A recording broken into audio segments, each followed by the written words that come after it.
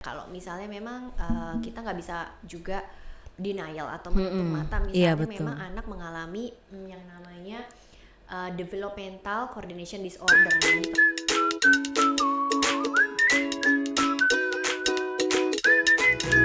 Halo Bunda, selamat datang di podcast Halo Bunda, persembahan spesial dari Generos, teman Bunda mendampingi tumbuh kembang si kecil. Kembali lagi nih dengan saya Asasi, tentunya di segmen kedua Halo Bunda. Nah, untuk episode tadi, segmen sebelumnya itu kan kita udah ngebahas tentang mengenal lebih dekat perkembangan motorik pada anak nih ya.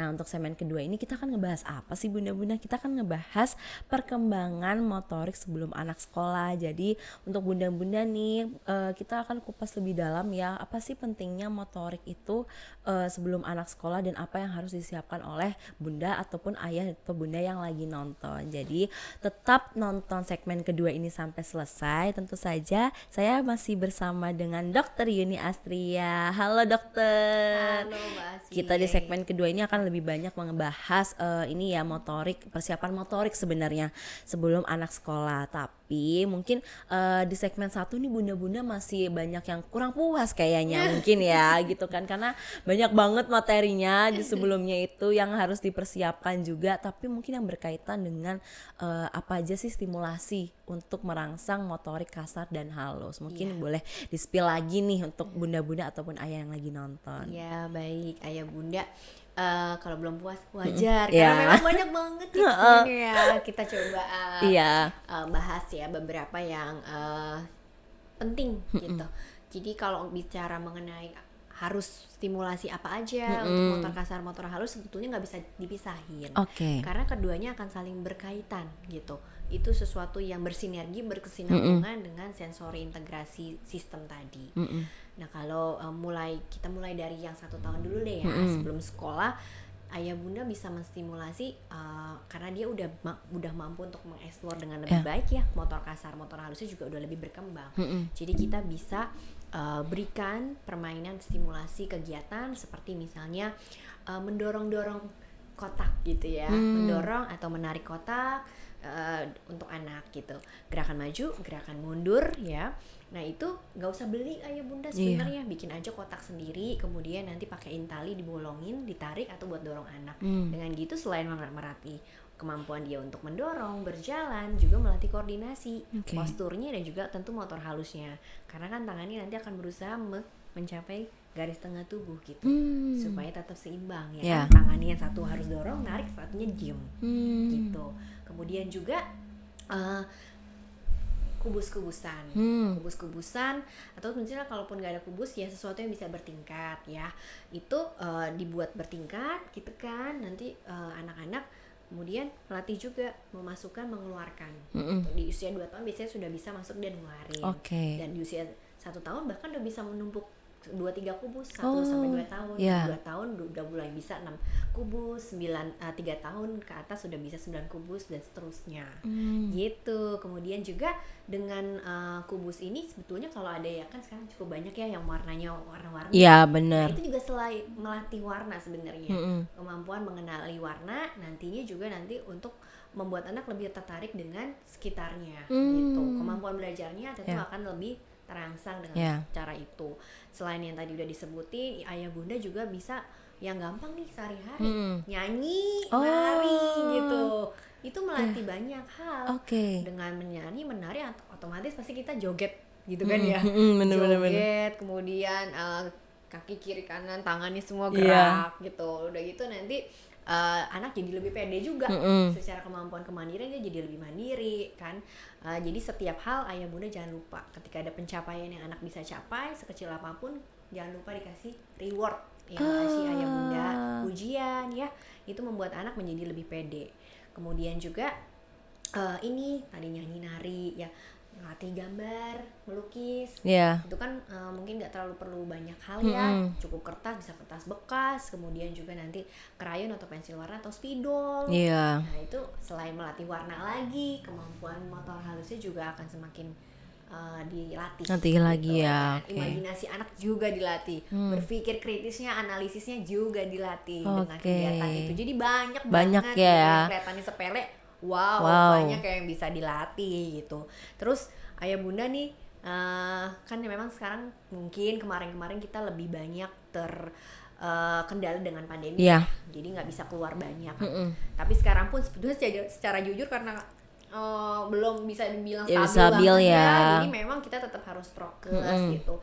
Cuman ayah bunda jangan lupa ajak anak untuk melihat alam lingkungan sekitar, ajak ke playground gitu ya, ajak ke tempat pertokoan umum, mungkin bahasa sekarangnya mall tapi pilih aja yang sepi ya kalau bisa gitu, yang jamnya nggak padat. Nanti di sana tuh anak akan belajar banyak hal, banyak benda yang dia baru lihat kan, yang nggak ada di rumah gitu, entah dari alam, pohon, bunga, kemudian burung lah, hewan-hewan, kupu-kupu, itu bisa menjadi proses pembelajaran juga buat anak gitu. Dia akan berusaha meraih ya kan, terus kayak pengen metik gitu kan. Jadi motor halus, motor kasarnya juga pasti akan dilatih dengan cara seperti itu gitu. Dan juga ini sekaligus kita melatih kemampuan bicara bahasa. Nah, dengan ngajak kayak di tempat-tempat seperti itu ya. Seperti itu gitu. Kan kita pasti akan ngomong, Ade ini bunga gitu kan, bunga. Ade ini warnanya bunganya merah gitu kan. Ini daun gitu. Jadi memang bisa langsung sekaligus ya, Dok ya. Burung misalnya gitu kan. Kita seperti gerakan ini deh kayak burung, coba ada ngikutin seperti ini gitu kan. Motor kasar ya kan, motor halus juga. Benar kayak gitu. Terus kalau mainan misalnya kuda-kudaan juga boleh sih. Kuda-kudaan melatih keseimbangan juga, proprioceptif namanya, kayak kemampuan tubuh untuk menilai ininya, posisi tubuh gitu. Proprioceptif namanya, supaya seimbang gitu, supaya nggak goyang oleng ya istilahnya. Nah Dok, kalau misalnya kita memperhatikan untuk motorik kasar dan halus itu sebenarnya mana sih yang harus didahulukan? Apa mungkin sebenarnya bunda-bunda bisa melakukan itu bersamaan gitu? Sangat bisa ya Mbak, si ayah bunda. Jadi ketika kita melakukan stimulasi, kegiatan interaksi bersama dengan si kecil, ini penting banget ya, interaksi gitu. Yang sekarang memang agak kurang nih, interaksi gitu ya. Padahal itu penting banget. Tanpa mainan pun, selama memang dilakukan interaksi dengan apapun yang ada di rumah, itu ayah bunda udah melakukan stimulasi gitu. Jadi itu cara mudah, murah ya kan? Iya betul. Dan efektif ya. Jadi dua-duanya harus sinkron. Dengan kita melakukan stimulasi motor kasar, pasti motor halus juga sebetulnya akan ikutan terstimulasi gitu. Karena tadi kalau di segmen 1 ayah bunda juga lihat ya kan, tadi sempat dibahas memang pergerakan itu dimulainya dari motor kasar. Modalnya motor kasar dulu. Motor kasar makin matur gitu kan, karena sistem saraf pusatnya juga semakin terintegrasi dengan pergerakan koordinasi tubuh.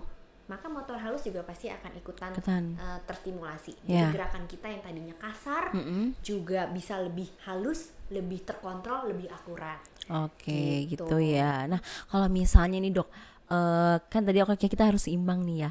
Kalau misalnya ada mungkin bunda-bunda gitu kan, ada yang mungkin melakukan stimulasi untuk motorik kasar dulu. Nah, kalau apa sih ada dampaknya nggak kira-kira kalau misalnya tidak istilahnya tidak dilakukan secara bersamaan gitu? Mungkin malah fokusnya ke motorik kasar terus gitu kan sampai usia 5 tahun. Nah, itu ada dampaknya nggak? Iya, baik.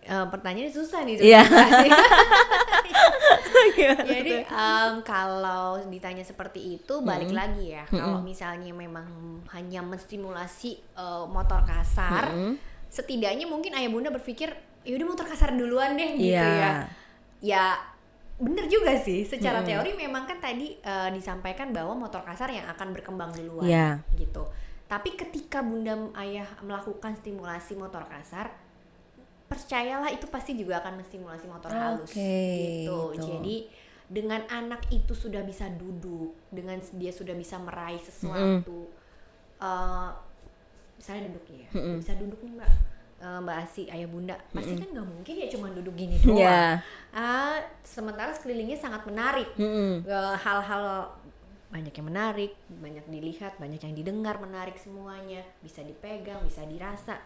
Nggak mungkin pasti si kecil akan cuman duduk doang atau cuman merangkak aja. Ada sesuatu yang akan ia raih. Itu pasti melatih motor halus. Dengan meraih menggapai gitu kan. Contohnya kayak merangkak nih.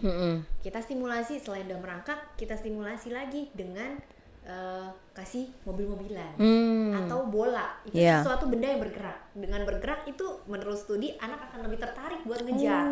Gitu. Dengan begitu maka berarti kan merangkaknya akan makin kuat, otot-ototnya semua makin kuat.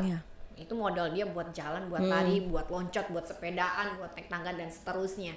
Motorik halusnya juga otomatis akan lebih dilatih karena kan dia harus gitu ya kan, pergerakan tangan, betul, jari-jarinya, kakinya juga harus makin mahir ya. Oke. Gitu. Nah tadi kan kita di segmen 1 nih Dok, kita udah menyinggung nutrisi ya, faktor yang apa istilahnya mendukung untuk perkembangan motorik. Nah mungkin di segmen kedua nih, tadi kan udah kita lagi janji ya, takutnya bunda-bunda lagi janji nih untuk asupan ataupun nutrisi apa aja sih yang bisa membantu meningkatkan perkembangan motorik anak. Gitu. Baik Mbak Asi, bayar utang ya. Iya bayar utang, takutnya nanti ditagih. Tadi kayaknya segmen 1 ada yang ngomongin nutrisi nih, kalau di segmen kedua nggak ada gitu kan. Jadi gini ya bunda, saya cerita dulu sekilas aja ya. Dulu saya pernah merawat pasien 2 tahun hampir 3 tahun. Pasien ini memang lahirnya prematur, kemudian dengan berbagai komplikasinya itu mengalami keterlambatan pertumbuhan dan juga perkembangan. Pertumbuhan di sini maksudnya gizinya gizi buruk. Perawakannya pendek, jadi otomatis kalau secara gampangnya kalau kurang nutrisi itu kayak mobil nggak ada bensinnya. Jadi kalau kita analogikan ke kemampuan motor kasar halus itu, bila nutrisinya tidak cukup, tidak adekuat, maka nanti perkembangan ototnya akan terganggu. Perkembangan sendinya akan terganggu. Akhirnya kalau terganggu maka tonus ototnya akan kurang. Kemudian juga belum kuat menyanggah gitu kan. Sehingga kalau tidak kuat maka nanti kemampuan keseimbangan, proprioseptif tadi ya, menentukan posisi terhadap suatu benda, itu juga pasti nggak akan ada. Atau kalaupun ada ya mungkin tidak optimal ya gitu. Itu dampak-dampaknya. Otomatis kalau misalnya motor kasarnya tidak berkembang, ya mungkin kebayang ya bunda, kayak kita nggak bisa duduk, nggak bisa ngapa-ngapain, maaf ya, misalnya kayak orang sudah lansia gitu kan ya, memang dengan ada akhirnya tidak bisa lagi, mobilitasnya terbatas. Itu akan mempengaruhi sekali ya moodnya untuk melakukan suatu hal, ketertarikan terhadap dunia sekitar kita tuh akan jauh berkurang gitu. Maka itu memang nutrisi ini sangat penting untuk perkembangan otot, tonus otot, tadi ya kekuatan otot, kemudian kesehatan sendi juga gitu. Jadi kalau kurang sangat berpengaruh ya terhadap ini. Nah, kalau misalnya supaya nggak kurang nih kan ya Dok, kira-kira perlu apa aja sih untuk asupan nutrisinya gitu? Kalau untuk asupan nutrisinya, prinsipnya adalah nutrisinya makro, mikro, nutrien lengkap, seimbang, adekuat. Apaan itu ya itu? Makro itu karbo, lemak, protein. Nah itu yang menyusun semua otot ya. Kan? Otot kita utamanya protein gitu. Kemudian juga mikro, vitamin dan mineral. Vitamin dan mineral ini yang membantu makronutrien supaya dia bisa bekerja dengan baik gitu. Jadi dua-duanya itu memang harus cukup. Lengkap artinya tadi mengandung makro mikronutrien. Seimbang itu artinya gini, maaf ya, mungkin sekarang kan lagi happening juga double, triple, apalah prohe gitu kan ya. Itu nggak seimbang gitu. Ada pada kondisi tertentu memang bisa dengan supervisi. Tapi kalau misalnya yang idealnya adalah seimbang, itu artinya komposisinya, karbohidratnya, protein sama lemaknya itu harus sesuai. Contohnya, misalnya setiap kali makan lebih banyak karbohidratnya. Indonesia banget ya. Kalau bunda nasi itu belum makan. Kira-kira begitulah ya bunda. Terus nanti yang kedua terbanyak itu lemak, yang ketiganya protein. Nah usahakan kalau bisa protein hewani dibandingkan protein nabati. Protein nabati boleh, tapi protein hewaninya lebih dibanyakin. Yakin gitu. itu ya. Terus yang terakhir tadi Mbak, lengkap, seimbang, adik kuat. Ternyata misalnya udah cukup semuanya gitu ya, ternyata makanannya dikasih sedikit.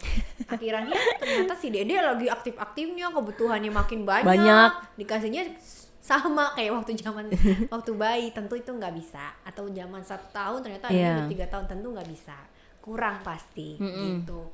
Jadi itu harus diperhatikan. Sama juga variatif ya ayah bunda. Variatif ini nggak harus sebetulnya yang mahal-mahal, karena kalau misalnya variatif itu kita mencoba memberikan asupan makro mikronutriennya menjadi tadi lengkap, seimbang, adik kuat dengan pemberian variatif. Contohnya gini, kita kan nggak bisa ya cuman kasih makan contohnya maunya ayam terus, daging terus, atau ikan terus, walaupun itu sebenarnya bagus. Cuman kan nanti ada vitamin atau mineral yang nggak ada atau betul. lebih sedikit dibandingkan di ikan, ayam, dan daging. Karena itu harus variatif gitu bunda, ayah bunda, supaya kalau misalnya makan ikan kurang nih apanya nih, misalnya vitamin zincnya kurang ya, tapi di daging banyak. Jadi saling melengkapi. Kira-kira seperti itu tujuan variatifnya ya gitu ya bunda-bunda ya. Jadi harus diperhatikan nih nutrisinya, karena itu akan berpengaruh terhadap perkembangan motorik kecil. Nah kalau bunda-bunda nih apakah sudah mencukupi untuk perkembangan motorik sekaligus nutrisi kecil? Coba share ya di kolom komentar. Oke dok, nah kita untuk segmen kali ini kan kita ngebahas tentang persiapan ini ya, pentingnya perkembangan motorik sebelum anak sekolah. Nah kalau menurut dokter sendiri itu penting nggak sih? Terus habis itu kalau misalnya ternyata ada gangguan gitu kan, anak-anak mengalami gangguan perkembangan motorik sebelum ia memasuki usia sekolah gitu, apakah istilahnya apa sih yang harus bunda lakukan gitu kan? Apa harus ditunda dulu atau harus ngapain sih istilahnya bunda-bunda ini? Iya. Baik Mbak Asi, ini pertanyaannya menantang juga ya, karena kalau saya bilang boleh atau enggaknya nanti ada yang ini ada yang pro kontra. Tapi ini kita sama-sama belajar ya bunda. Kalau misalnya memang kita nggak bisa juga denial atau menutup mata, misalnya memang anak mengalami yang namanya developmental coordination disorder. Jadi kalau bahasa Indonesianya itu apa ya? Disorder itu kan kelainan pada perkembangan motornya, kemampuan koordinasi. Maka sebaiknya memang ditata laksana dulu. Tata laksananya itu dengan kita ke tentunya ya dievaluasi dulu kenapa, dicari penyebabnya. Biasanya ini kalau pada kondisi tersebut banyak penyebabnya Mbak Asi, ayah bunda, nggak bisa ada satu yang disalahin gitu. Tapi salah satu faktor yang memungkinkan terjadinya kondisi tadi itu namanya karena prematur. Gitu. Nah, kalau memang seperti itu, anaknya nggak ada gangguan anatomi, fungsi gitu nggak ada, di sistem saraf pusatnya nggak ada. Tapi memang ada sedikit namanya minor gitu, kelainan minor pada sistem saraf pusatnya, sehingga kemampuan motor kasar halusnya menjadi terganggu. Nah itu harus ke terapis, fisioterapis untuk diterapi, distimulasi dilatih motor kasarnya, kemudian juga terapi okupasi untuk melatih motor halusnya. Contoh-contohnya mungkin ayah bunda supaya lebih jelas saya gambarkan kondisi DCD ini ya. Itu kayak misalnya tulisannya sangat jelek, kemudian ini tidak bisa mengikat sepatu, lalu tidak bisa memegang sendok garpu, kemudian sulit ketika berjalan, itu banyak tersandung, bisa jalan tapi sering tersandung gitu. Sehingga dengan kondisi-kondisi seperti itu tentu nanti bisa menghambat ketika proses sekolah ya, kalau dipaksakan. Maka sebaiknya memang diterapi dulu supaya membaik kondisinya, agar nanti ketika sekolah si kecil lebih pede juga, lebih mandiri juga ketika proses sekolah, bisa mengikuti kegiatan sekolah, menulis ya kan ya, kemudian juga kegiatan-kegiatan lain di olahraga, itu anak lebih bisa mengikuti, lebih mampu. Ya. Gitu. Tuh ya, jadi memang lebih harus Bunda perhatikan ya. Tadi dokter udah menyinggung dikit tentang kira-kira kalau misalnya ada gangguan motorik tuh, misalnya tadi jalannya tersandung ya. Nah, bagaimana sih kita mengenali gangguan nih? Mungkin Bunda-Bunda pada mau tahu nih ada apa istilahnya ciri-ciri untuk gangguan perkembangan motorik nih sebelum anak memasuki usia sekolah gitu. Baik, ya. Kita mungkin kalau dari bayi kejauhan ya, kita coba dari yang usia 2 tahun ya ayah bunda. Ketika misalnya anak itu tidak bisa berjalan dengan baik. Ya, kemudian di usia 3 tahun anak tidak bisa menyusuri tangga, sering terjatuh. Kemudian di usia 4 tahun secara motor kasar belum bisa loncat di tempat. Itu juga menjadi perhatian. Di usia 5 tahun belum bisa menggambar apapun ya, garis lurus ataupun kotak gitu ya, ataupun lingkaran. Kemudian di usia 6 tahun anak belum bisa loncat dengan satu kaki, dan juga tidak bisa menuliskan namanya. Maka itu salah satu beberapa refleks. Red flag yang harus diperhatikan. Kemudian selain yang itu sudah disebutkan tadi, biasanya juga kita harus menjadi perhatian kalau misalnya secara motor halus ya anak itu tidak bisa menggenggam pensil dengan baik. Padahal anaknya misalnya sudah 5-6 tahun gitu kan, yang harusnya udah bisa seperti ini megangnya ya kan, mungkin dia masih begini. Itu hati-hati. Kemudian juga belum bisa menggunting. Karena sebetulnya di usia 4 tahun itu anak sudah bisa mulai menggunting gitu. Kemudian secara motor halus juga kalau misalnya anak sering menjatuhkan apapun yang ia pegang. Jadi misalnya lagi pegang benda pecah, padahal mungkin berdiri ataupun nggak ngapa-ngapain gitu ya, jatuh, pecah. Itu juga hati-hati karena berarti mungkin ininya ya, kemampuan untuk koordinasinya itu belum baik. Terkait dengan kesana. Respons taktilnya, refleksnya juga berarti belum baik ya. Gitu. Kemudian juga belum bisa ngancingin baju, karena sebenarnya nih ngancingin baju itu kemampuan motor halus di anak usia 4 tahun udah bisa ngancingin, usia 5 tahun ke 6 tahun udah bisa ngancingin dan buka kancing gitu. Kemudian juga melepaskan tali sepatu di atas 5 tahun 6 tahun harusnya udah bisa. Kalau belum, hati-hati apakah mungkin ada gangguan tadi DCD tadi ya, ya yang apa namanya developmental coordination disorder. Jadi lebih ke arah memang gangguan koordinasinya gitu. Lalu kalau motor kasar misalnya yang tadi udah disebutin juga ya, belum bisa loncat, belum bisa jalan, kemudian sering terjatuh di tangga atau sulit naik tangga. Atau keseimbangannya tidak baik gitu ya. Lalu yang juga menjadi concern si ayah bunda, contohnya lagi kalau motor kasar misalnya sering terjatuh kalau lagi jalan gitu, tersandung ya, padahal nggak ada apa-apa di depannya, tiba-tiba langsung oleng aja biasanya. Kayak gitu ya. Itu terkait dengan ini proprioseptif, vestibular tuh keseimbangan. Kemudian juga taktil itu berarti mungkin ada yang bermasalah ya dari itu. Nah itu ya dia bunda-bunda ya, apa ya istilah ciri-ciri gangguan motorik yang bisa mungkin bunda perhatikan sebelum anak masuk sekolah. Dok, terima kasih banyak nih tipsnya. Jadi untuk bunda-bunda biar tahu nih kira-kira langsung bisa aware ya istilahnya ya, supaya tidak denial kalau misalnya memang ada kelihatan gangguannya, biasa langsung dikonsultasikan ya dok ya gitu. Aku tambahin sedikit kali ya, boleh. Kayak misalnya juga ya bunda mesti agak aware kalau misalnya tulisannya masih jelek banget ya tadi, udah di atas 5 tahun gitu kan. Kemudian juga tadi tuh ayah bunda misalnya kalau melempar bola belum bisa juga, gitu, udah di atas 5 tahun tuh hati-hati karena harusnya udah di 4 tahun bahkan 3 tahun ya sebenarnya bisa ngelempar, nangkep bola di usia 4 tahun. Jadi kalau udah di atas 5 tahun belum bisa juga aware ya. Aware ya, itu jadi harus benar-benar diperhatikan nih tumbuh kembang motoriknya si kecil. Oke Bunda, kita sudah di penghujung acara. Terima kasih banyak Dokter Yuni. Sama-sama. Sudah banyak sharing-sharing tentang perkembangan motorik. Sebenarnya materinya banyak banget ya, banyak dan detail. Tapi mungkin ya nanti kita bisa membahas lagi di lain waktu. Semoga kita bisa bertemu lagi ya Dokter Yuni ya. Oke Bunda, sudah di penghujung podcast tadi yang sudah saya bilang. Terima kasih sudah nonton. Semoga pembahasan podcast Halo Bunda episode kali ini menjadi edukasi dan inspirasi bagi bunda-bunda ataupun ayah yang nonton.